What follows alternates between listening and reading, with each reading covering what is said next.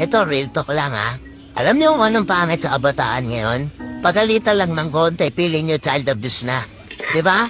Alam niyo ba ako? Lumaki ako sa palo. Lumaki ako sa hangil.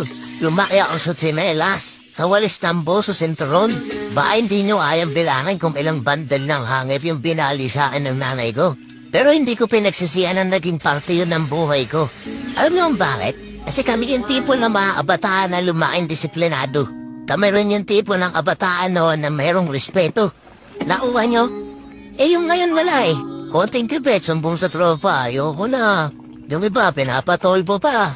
Tapos yung iba, maglalayas. Puta, alam mo, kaya na nilang mabuhay magkisa. Tapos pag naubos na yung pera, ang kinupit nila sa nanay at tatay nila pag wala na silang pera, di ba babalik ulit sila?